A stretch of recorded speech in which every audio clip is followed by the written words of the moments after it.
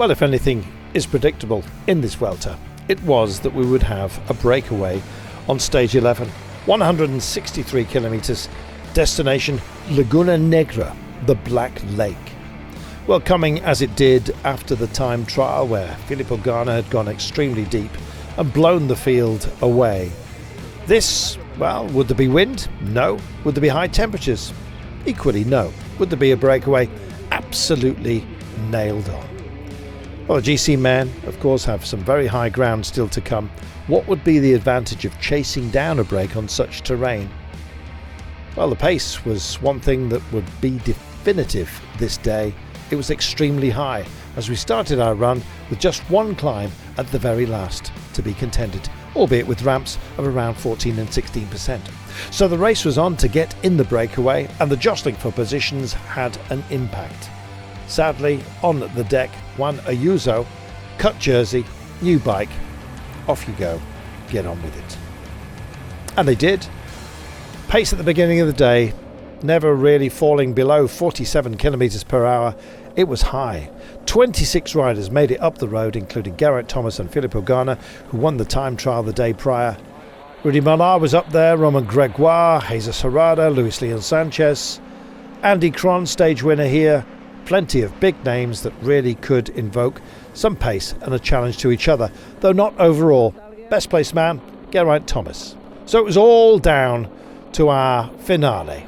The gap was nudging up to around about the 6 minutes mark. A few had rolled the dice. Paul Orzelin thought he would try for Total Energies. Who would set out to fill the gap? Well, they kind of stayed together, driven on by Filippo Ganna, who of course was working for Geraint Thomas. An infernal pace on some really testy ramps. All rolls of the dice came to naught, it seems, when Ganna was in this kind of mood. And it was destructive. 26 rapidly started to filter down, and we had some real favourites out front. Fighting to hold on were some very creditable riders like Dorian Godin, but Ganna, well, he just kept the pressure up. EF Education easy posts, well, they went for it. Jonathan Caicedo tried once and then tried again at the Flamme Rouge, and in fact it looked like it would stick for the Ecuadorian. Away he went. Who would fill the gap? That was the question, and this time it was Geraint Thomas that picked it up. Well, staying with him was Jesus Herrada and indeed Romain Gregoire as well from Groupama Francis de Jeux. They had ideas of catching Caicedo, and in fact they did.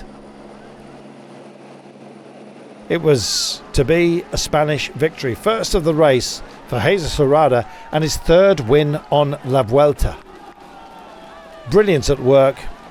In fact, waiting for him was his family, dad included. Arms in the air, crossed the line with 14 and 16% ramps. He'd done it. Super work and a great day's racing. Of course, we had 2 races on the day, with the GC, of course, still to come home. Well, out of the group of favourites went Sean Uijtdebroeks, who perhaps was thinking about his position and indeed the possibilities of a top 10 finish for this race.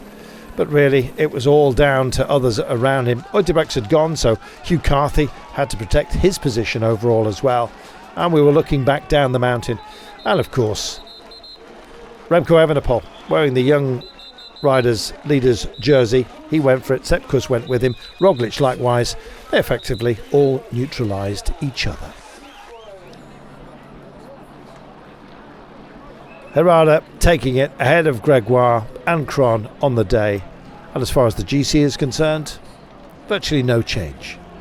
Spain gets its winner, and the race starts to ponder what is still to come.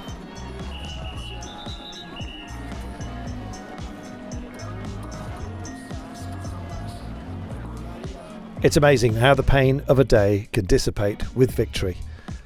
Herrada taking it by a margin of 3 seconds ahead of Gregoire, Andy Cron, Caicedo, Geraint Thomas doing himself all kinds of favours overall. He'll be starting to think about targeting a top 10 place here. Jumbo-Visma, job well done.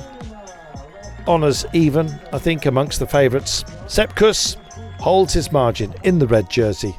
But of course, with the Tourmalet and many other big climbing days to come, for how much longer will the American lead this race? Soler in second place, Evenepoel, Roglic, Lenny Martinez. Your top 5 with Almeida after a good time trial still in a good position. Polka dot jersey transfers to the shoulders of Jesus Herrada courtesy of his victory today.